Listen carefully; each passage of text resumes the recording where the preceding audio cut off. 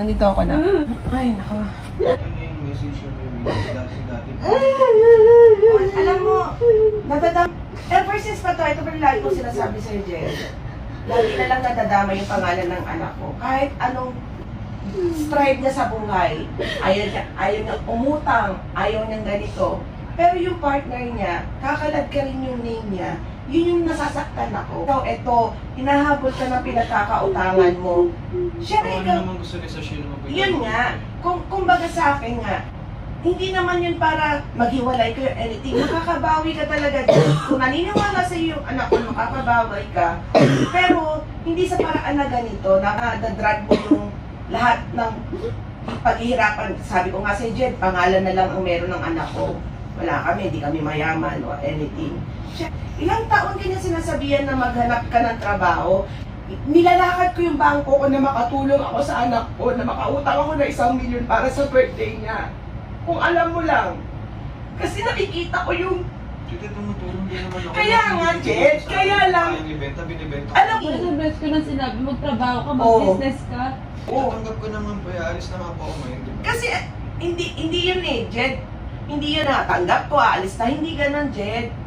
Alam mo, dapat Hindi kasi nakikita yung araw-araw na ginagawa ko. Nakakapaglaro ka nga ng computer eh. Ang taon niya na sinasabi. Kaming dalawa na lang. Hindi, ilang taon ka na sinasabihan ng anak ko? Tinatanggap ko na nga po. Yan ano po ba gusto mo i-point? Ang i-point ko marami, Jed. Hanggang ngayon, pinoprotektahan kita sa anak ko. Kari, ginusto mo yan, Jed. Hindi ginusto ni Sash na yan. Ginusto mo yung nangyari sa'yo. Alis na nga po ako eh. Nakakaawa yung anak ko. Promise. Nakakaawa. Imbis na ikaw yung makakatulong, ano pa napagdayo na ako na mag-isip na baho? Hindi naman anak ko yan na mag-autang sa amin. Para sa labaka ako, binibenta ko para ibigay sa kanya buo. Galing naman sa kanya yun eh. Tamo yung anak ko, galing pa sa yung bibenta mo. Kaya ko tumutulong ako. Kung meron ako inaabot ko kahit walang matira sa akin. Natural yun, Jed. Na kailangan sabihin niya sa anak ko at ipamukha. Oo, pati anak ko nadadamay. Bakit Steven, nadadamay ang anak ko. Putang ina, alam ba niya? Pupahan siya rito ng ibang tao para singilin si Sasha sa utang mo. Hindi nga hanggang ngayon, May 1 to 3, sabi niya, hindi ka pa nagbabayad. Pag hindi siya nakabayad ng 250,000, sabi mo ba kay Sash na kung anong gagawin ni Steve pag hindi ka nakabayad? Inamin mo ba kay Sash na yon?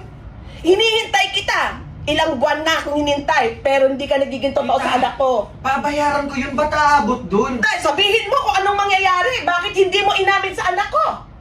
Ako hindi ko masabi sa anak ko dahil ikaw ang kami karapat na magsabi nun. Pero alam mo ano sabi ni Steve? Kukuhanin niya yung sasakyan mo. Kukuhanin lahat ng kay Wala Sashna. siyang sinabi sa akin ganyan. Oh, tinan mo?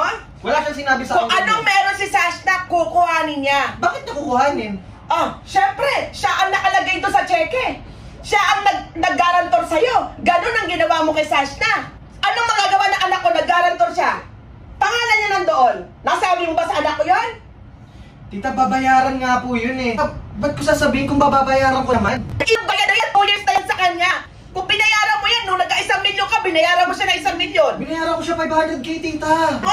Nung sinabi sa akin ni Steve yan, sabi ko kay Steve, hindi pa pala sa siya yung sinasabi mo, sige, maghaharap na lang ng mandala tayo. Pero ang sabi lang sa'yo, walang kinuha yung anak ko dahil kay Jen. Ako yung kinausap, sabi ko, ba't may nakaus mo? Eh, sinatakot ako mamaya, magalit ka sa akin. Sabi niya, ang balak ko, hindi na pera ni Jen, yung 2 million, yung 12 million ko, si Sash na nasisingilin ko. Basta, tita, wala na kami ng anak mo. Hindi mo na kailangan dagdagan lahat. Kung kailan mapapahamak ng anak ko, tsaka mo sasabihin? Bakit pa papahamak? Eh, hindi mo mababayaran, Jen! Kausap ko nga lagi. Lagi mong kausap pero hindi mo mabayaran! Tangina! Umalis ka na! Tangina ka, pahirapan mo yung anak ko? Hindi na